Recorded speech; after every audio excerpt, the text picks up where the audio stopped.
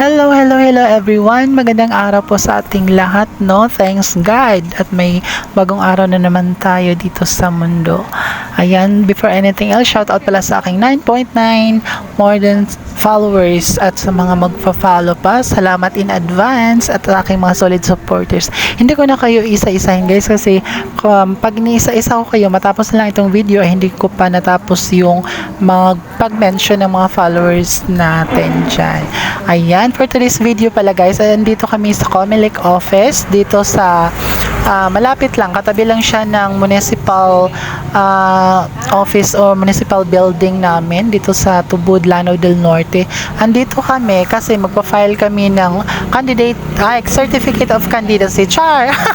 Uy, hindi andito kami para mag-transfer ng aming registration for votation. Ayan, last mga ilang na yun years, dito talaga ako nakaregister sa amin, dito sa aming probinsya. During pagpunta ko sa sa Cebu, during work, nag-transfer na naman ako doon at ayan, babalik na naman tayo dito, 'di ba? Kasi walang tayo sa Cebu.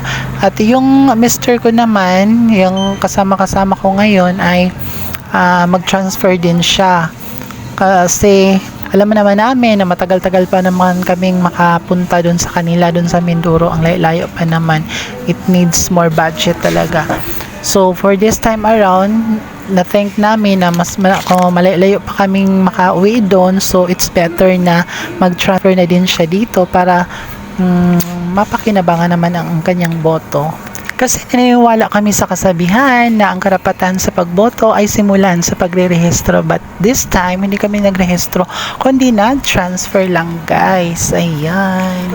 So far, hindi naman kami nahirapan kasi kami lang ang kliyente nila for today. Kaya mabilis lang ang processing, no? Lalo na dito sa biometrics nila at napakadali at very smooth yung takbo ng namin processing sa pag-transfer.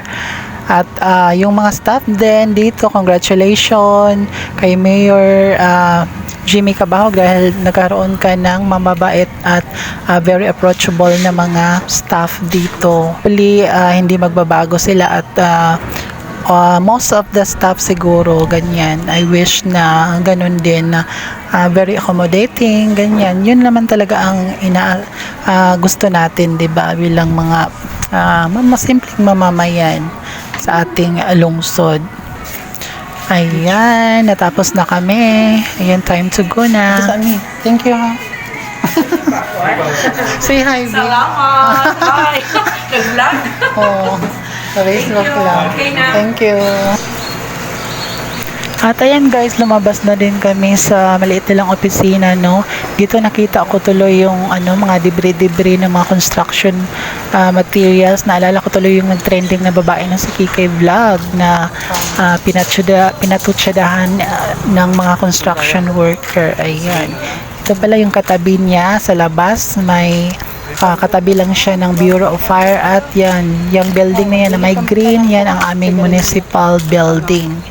Ayan, dito opisina ang honorable mayor namin na si Jimmy Cabahog. Ayan, and his constituents, pati yung vice mayor din. No. Transfer namin.